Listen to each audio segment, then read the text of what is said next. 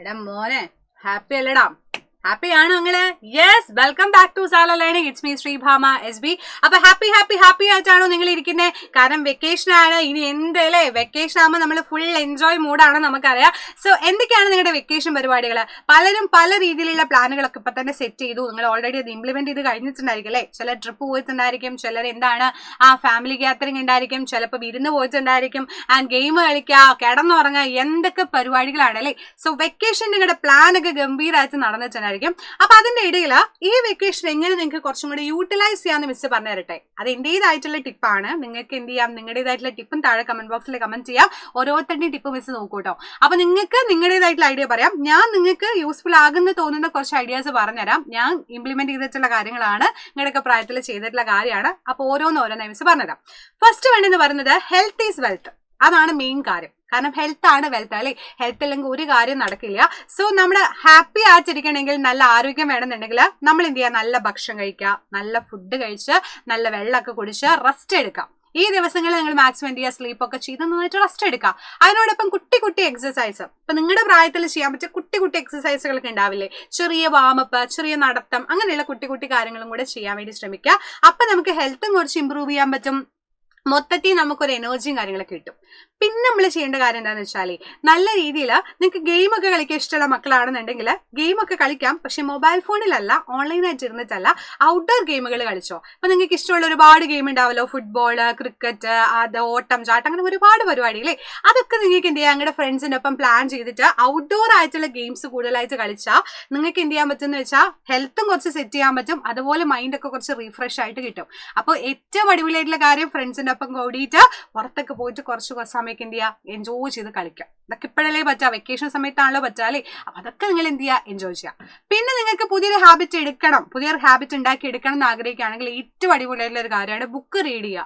അപ്പൊ പല text book മാത്രം പഠിച്ചുകൊണ്ട് നമുക്ക് കാര്യമില്ല അല്ലേ? അപ്പൊ നമ്മൾ എപ്പോഴും എന്ത് ചെയ്യണം, നമ്മൾ ടെക്സ്റ്റ് ബുക്കിനോടൊപ്പം തന്നെ നമ്മുടെ വൊക്കാബുലറി സ്കില്ല്, നോളജ് ഒക്കെ ഇമ്പ്രൂവ് ചെയ്യണമെന്നുണ്ടെങ്കിൽ നോവൽസ് ഉണ്ട്, ഷോർട്ട് സ്റ്റോറീസ് ഉണ്ട്, പോയംസ് ഉണ്ട്, അങ്ങനെ പലതും ഉണ്ട്, യാത്രാ വിവരണം ഉണ്ട്. അപ്പൊ അങ്ങനെയുള്ള ബുക്സ്, നിങ്ങൾക്ക് ഇഷ്ടമുള്ള ബുക്സ്, ലാംഗ്വേജ് ഏതായാലും, ഇംഗ്ലീഷ് മലയാളം ഏതും ആയിക്കൊള്ളട്ടെ, ആ ഹാബിറ്റ് കുറച്ച് ഉണ്ടാക്കി എടുക്കാൻ വേണ്ടി ശ്രമിക്കുക. കാരണം റീഡ് ചെയ്യാന്ന് പറയുന്നത്, റീഡ് ചെയ്ത് കഴിഞ്ഞാൽ നിങ്ങൾക്ക് കിട്ടുന്ന ഗുണങ്ങളെന്ന് പറഞ്ഞ ഒരുപാടാണ്. ലാംഗ്വേജ് സ്കിൽ, ഇവൻ നിങ്ങളുടെ ആ എഴുത്തിൽ വരെ മാറ്റങ്ങൾ സംഭവിക്കും. അതുപോലെ നിങ്ങൾക്ക് നോളജ് കാര്യങ്ങളും കിട്ടും, ഒരുപാട് കാര്യങ്ങൾ നിങ്ങൾക്ക് പഠിക്കാൻ വേണ്ടി പറ്റും. അപ്പൊ കുട്ടിയായിട്ടുള്ള കുറച്ച് റീഡിങ് ഹാബിറ്റ്സും കൂടെ ഉണ്ടാക്കിയെടുക്കാൻ വേണ്ടി ശ്രമിക്കുക. കാരണം നിങ്ങൾക്ക് സമയം കിട്ടുന്നത് ഏറ്റവും കൂടുതൽ വെക്കേഷൻ സമയത്താണ്. അപ്പൊ അത് മാക്സിമം എൻ്റെ മക്കൾ എന്ത് ചെയ്യുക, യൂട്ടിലൈസ് ചെയ്യുക.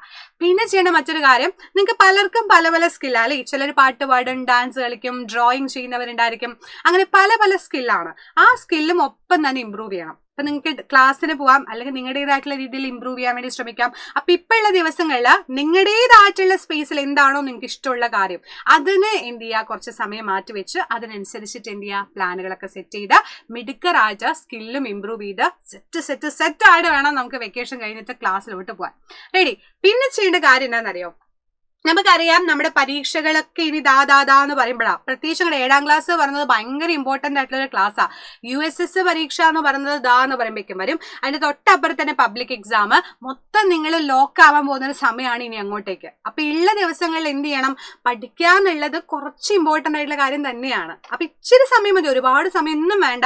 അപ്പൊ നിങ്ങൾ ചെയ്യേണ്ട കാര്യം എന്താ, റിവിഷൻ ചെയ്ത് പഠിക്കുക. കാര്യം എന്താണെന്ന് വെച്ചാൽ, പലരും പറയുന്ന ഒരു കാര്യമാണ്, പരീക്ഷയ്ക്ക് പഠിക്കുന്നുണ്ട് മിസ്സേ, പക്ഷേ ഒന്നും ഓർമ്മ നിൽക്കുന്നില്ല, മറന്നു പോകുന്നു. എക്സാം ഹാളിൽ കയറുമ്പോൾ എല്ലാം മറന്നുപോകും, ടെൻഷൻ കാരണം. അപ്പൊ ഈ മറവി എന്ന് പറഞ്ഞാൽ നമുക്ക് സ്വാഭാവികമായിട്ടുള്ള കാര്യമാണ്, മനുഷ്യന്മാരാണ്, മറക്കും. ഇവൻ ഞാനും അങ്ങനെ തന്നെയായിരുന്നു. പക്ഷെ ഞാൻ എന്ത് ചെയ്യുന്ന വെച്ചാൽ, എന്റേതായിട്ടുള്ള രീതിയിൽ കുറച്ച് ഇമ്പ്രൂവ് ചെയ്തു. എങ്ങനെയെന്ന് വെച്ച് കഴിഞ്ഞാൽ, നമ്മൾ റിവിഷൻ ചെയ്യുന്നതിന്റെ ആ ഒരു എഫക്റ്റ് എന്ന് പറയുന്നത് വലിയ എഫക്റ്റ് ആണ്. അപ്പൊ നിങ്ങൾ ഒരു ചാപ്റ്റർ ഒരു വട്ടം വായിച്ചുകൊണ്ട് ചിലപ്പോൾ മനസ്സിലാവണമെന്നില്ല, 2 വട്ടം വായിച്ചു, അപ്പൊ കുറച്ച് മനസ്സിലായി. 3ാം വട്ടം വായിച്ചപ്പോൾ നിങ്ങൾക്ക് കംപ്ലീറ്റ് ആയിട്ടും പാഠം മനസ്സിലായി. പക്ഷെ ഓർക്കാൻ പറ്റുന്നില്ലെങ്കിൽ എന്ത് ചെയ്യണം, വീണ്ടും അത് റിവിഷൻ ചെയ്യണം. കാര്യം എന്താണെന്ന് വെച്ചാൽ, നമ്മുടെ പബ്ലിക് എക്സാമിനും USSനും ഒക്കെ ആദ്യത്തെ ചാപ്റ്റർ തൊട്ടിട്ട് അവസാനത്തെ ചാപ്റ്റർ വരെ എല്ലാ സബ്ജക്റ്റിനും ക്വസ്റ്റ്യൻസുകൾ ചോദിക്കും.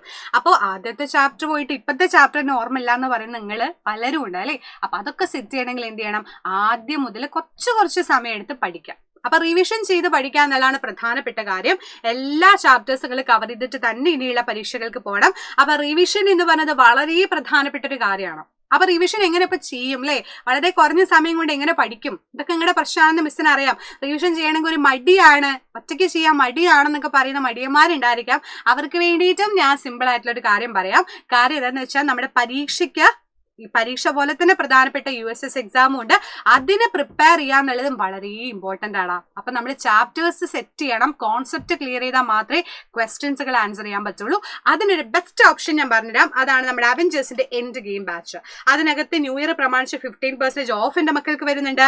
അതുപോലെ തന്നെ ഏറ്റവും അടിപൊളിയായിട്ട് റിവിഷൻ ചെയ്ത് പഠിക്കാൻ നിങ്ങൾക്ക് ആഗ്രഹിക്കുകയാണെങ്കിൽ അതിനെ സെലക്ട് ചെയ്യാൻ പറ്റിയ ഏറ്റവും അടിപൊളി ഓപ്ഷൻ തന്നെയാണ് നമ്മുടെ അവഞ്ചേഴ്സ് ബാച്ച്.